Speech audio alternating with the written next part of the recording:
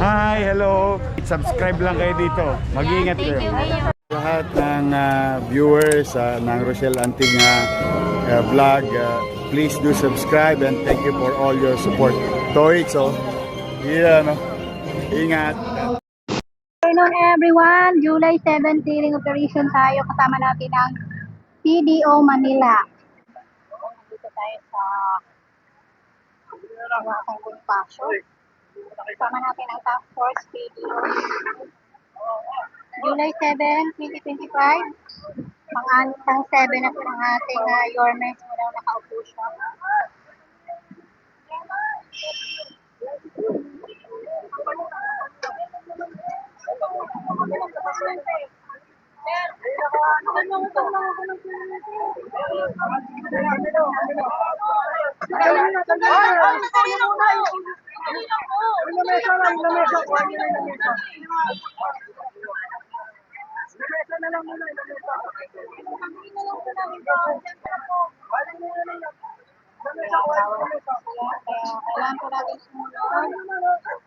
Kailangan po natin sumunod sa rules and regulations dahil ang gusto ng ating government na maayos sila and bawal po sa bangketa kasi non-negotiable po ito kaya dapat sa maayos silang bangketa kaya tinatanggal na po yung mga lamesa.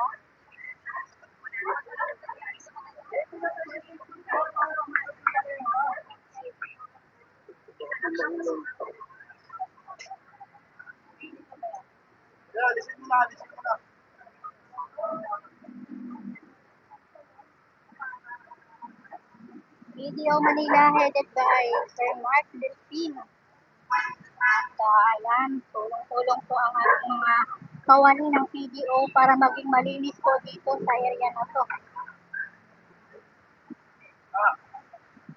So, ang dami din pong mga trailers na natutulog dito.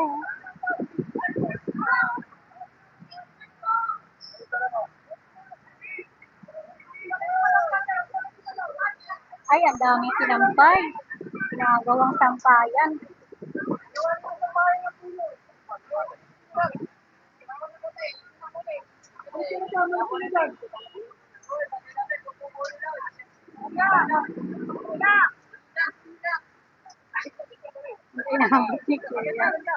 At dito tinatanggal na rin mga basura.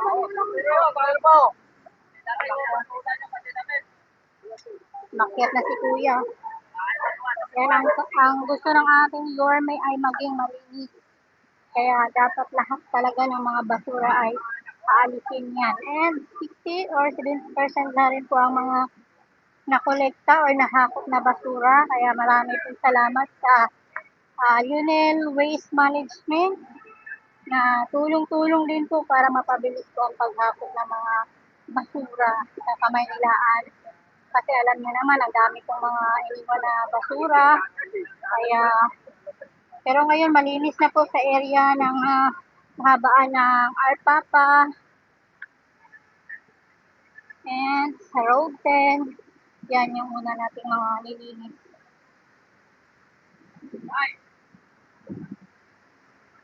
So, ang dami pong mga natutulog dito. Ito, buha na po.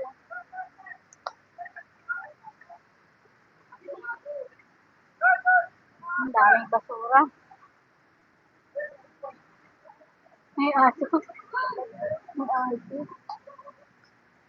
Ay, nanganak. Bagong panganak.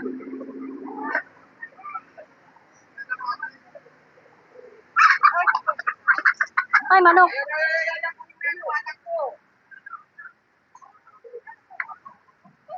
Kala ko babae.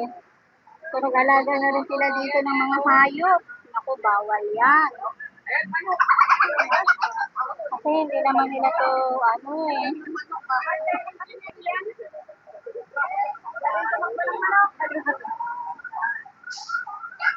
wala natin yung mga gamit.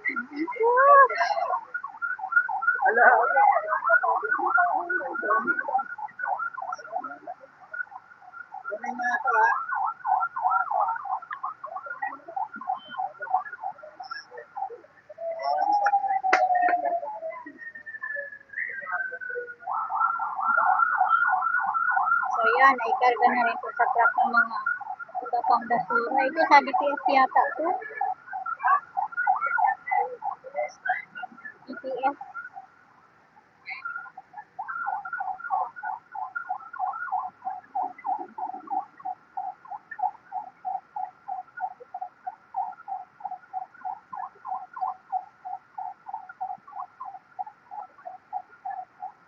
Dito tayo sa harap ng Manila Post Office.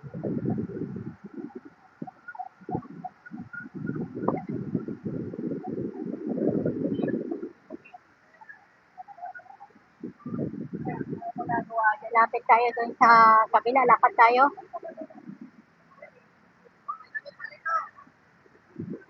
Okay, lakad tayo dito.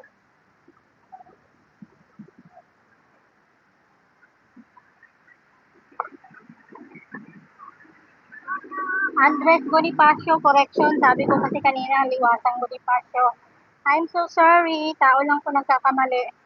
Andres Bonifacio. Sa harapan po tayo ng Manila Post Office. Ayan, tanggal na yung mga basura-basura. Daming mga basura. Mga nakatambay dito.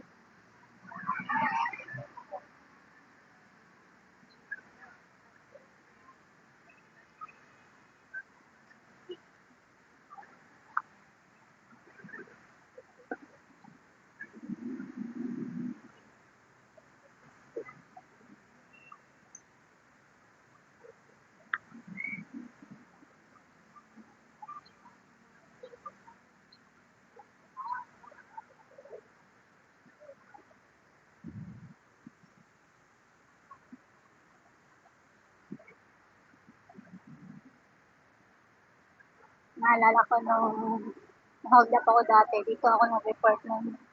Pero hindi talaga nahuli yung hidapper. Pero baka patay na yun. Sarap lang.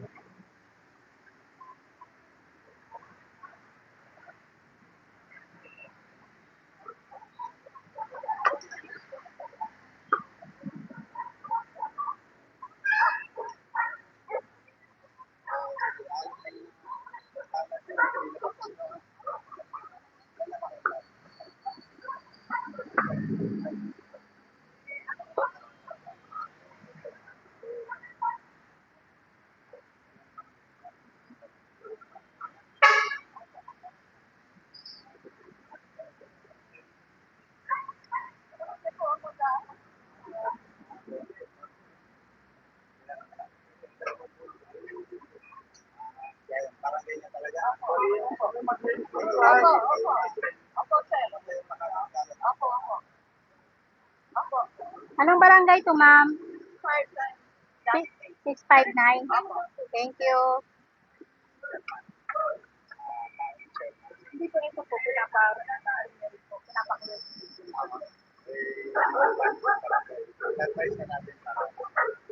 Kay Assistant Tutor, Kay Roy. Rolando. And maganda ngayon kasi may mga pangalan yung damit nila para malaman din natin sa agad.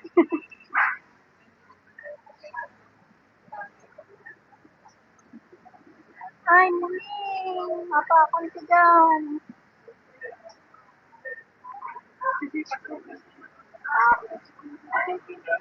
Dito na tayo sa likod ng police station.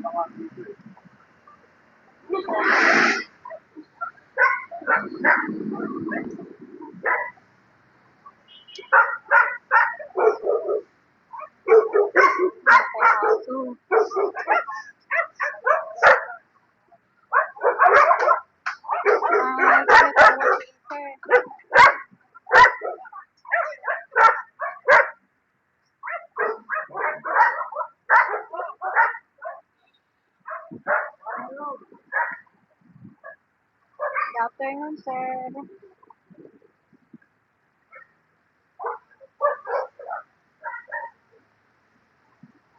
May mga gamit. Pwede pa ano din, ma'am? Ano, sir? Short?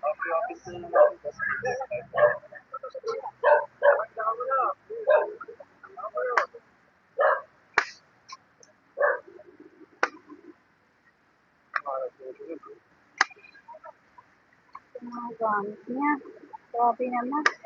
Dalawang bahay.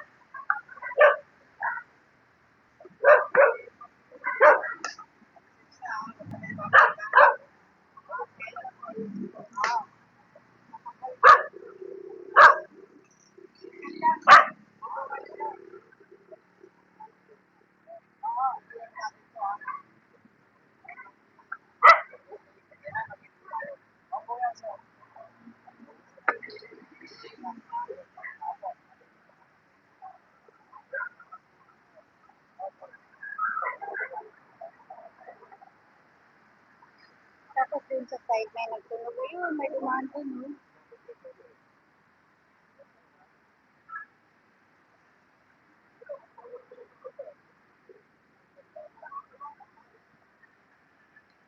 Sabi ni sir, ito mga, pinabalik na daw nila.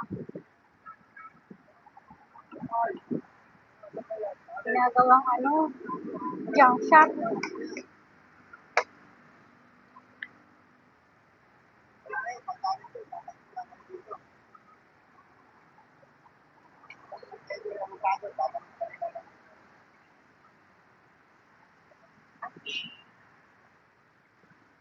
So, diyan pala sila dumadaan.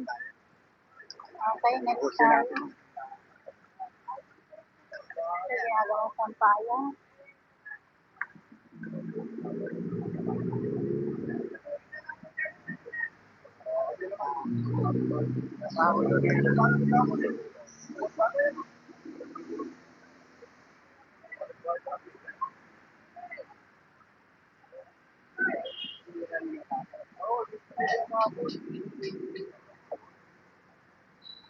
Sir, matagal na po ba yun, sir? Matagal na po. Hindi naman ma'am, ngayon lang din yung ma'am.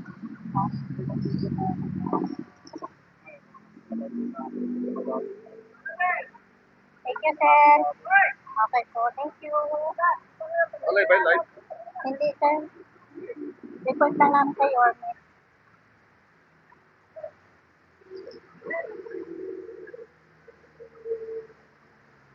Okay, so sabi ni sir, bago lang daw yung road. So babalikan daw yung kapag daming aso, nakakatakot.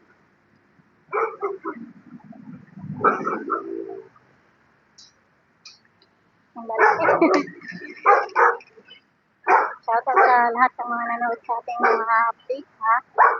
And salamat sa inyong suporta.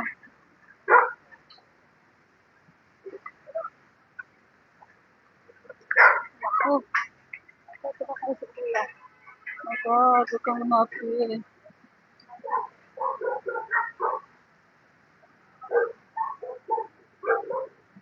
Okay. Next upload na tayo. Thank you so much for watching. Bye!